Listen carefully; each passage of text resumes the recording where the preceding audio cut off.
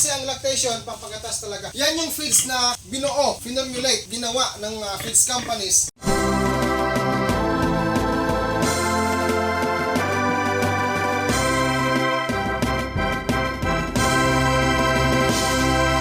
Hello mga ka-farmers, magandang araw po sa ating lahat. Sa video na ito, gusto ko pong ibahagi sa inyo ang update po sa aking baboy inahin na ito. Ngayon, simulan na natin. Huwag po natin patagalin. So siya po mga ka-farmers, sa araw na ito, siya po ay umabot na po ng 101 days po na nagbubuntis. Noong nag-edad po siya ng 85 days na nagbubuntis. Siya po ay akin pong binigyan, pakisuyo mas camera. Akin po siyang binigyan or inenjikan based po sa turo ng aking brand technician. Binigyan ko siya ng Jictran Premium. Iron po ito guys. No?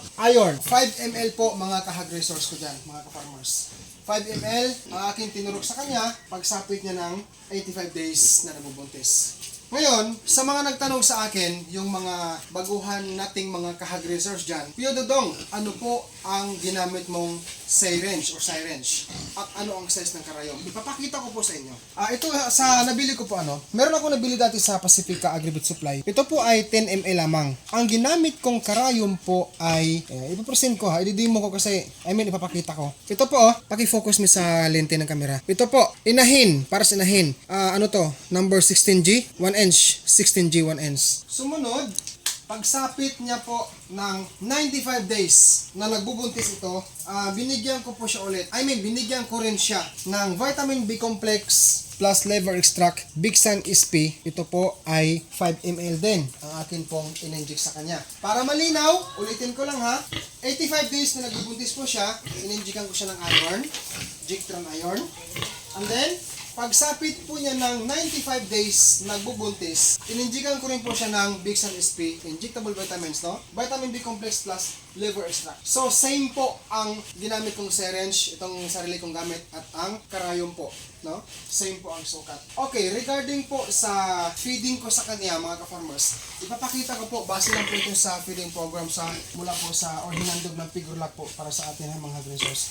So, dito dahil, ngayon sa araw na ito, paki-focus mi sa lente ng camera. Dito po tayo. Tuturo ko sa lapis ha. Ito po. Day 101 hanggang 110 days nang nagbubuntis ang inahin. Dito tayo.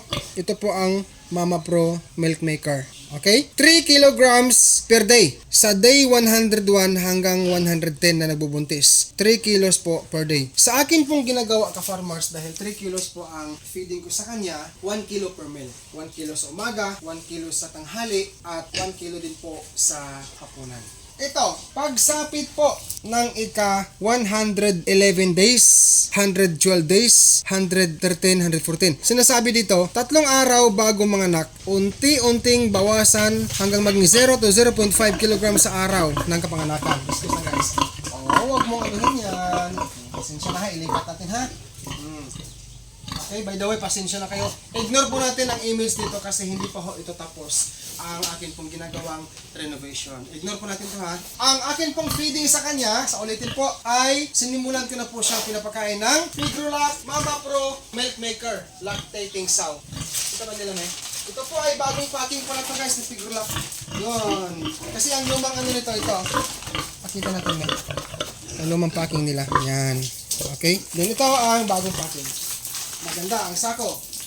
No? Matibay, hindi nababasa sa ulan. So, gusto kong linawin ang ginagawa kong pag-alaga sa baboy na ko. Lahat po, marami man ang biik o kunti man ang biik. Ano man po ang aking mga ginagawang management po, ay talaga naman pong sinusunod ko lang kung ano ang dapat kong gawin, yung sa guide. Bago po tayo magtapos sa simpleng video na ito, sasagutin ko lang po itong tanong ng ating kababayan. Siya po si Inday Stephanie Palmes. Sabi niya, ngutahan na lang ko Boss Dodong, kanang humana niyag panganak, unya ang inahin walay gatas. Unsa man pod pwede gamiton? Okay, ito guys Madam, Bisaya to Tatagalogin ko muna saglit. Tanong ko lang boss Dudong, pagkatapos ng anak ng baboy inahin at wala pa siyang gatas, no? At wala siyang gatas after siya ng anak, ano ang pwede gawin? Ito lang guys, pakainin mo lang po ang baboy inahin ng ng lactating feeds. Ito, lactation feeds. Kasi ang lactation, papagatas talaga. Yan yung feeds na binuo, finormulate, ginawa ng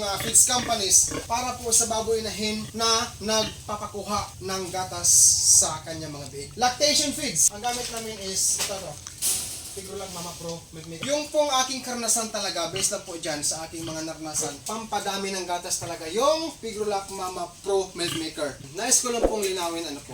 Yung ginagawa ko po ngayon na pinapakain ko siya ngayon ng feeds na milk maker na to. Kasi ang gusto kong mangyari po mga kababayan, para po pag siya ay manganak na, mas marami siyang gatas na maibigay sa kanya po mga biik. Tandaan po natin mga baguhan ha, tandaan po natin ito, kapag po ang ating baboy inahin na kulang sa gatas o kunti lang po ang gatas, apektado rin po ang paglaki ng ating mga biik, no? Ulitin ko ha, disclaimer lang po, ginagawa ko po, sinusunod ko lang yung nandito sa feeding program para sa baboy inahin. Ang purpose dito kasi, ang baboy inahin pag nanganak, syempre, magkakaroon na siya ng gatas. Ito, halimbawa na lang sa akin, 101 days po siya na nagbubuntis today. So, pag nanganak siya, sa due date niya, let's say for example, ano to tignan natin ito. March 3. Sa parating po ng March 3, due date niya, or estimated na kapanganakan. Mas maganda kasi ang advantage, marami rin siyang gatas. Ang kanyang mga biik, mas marami rin pong gatas ang makakuha. Yan po ang tinatawag na colostrum. Unang gatas na inilalabas ng baboy inahin nang siya po ay nanganak. Okay?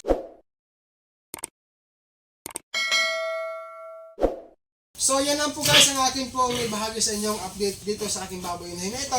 No, talagang ginagawa ko na lang ang nararapat kong gawin. Para rin sa kanya at para rin po sa magiging biik niya.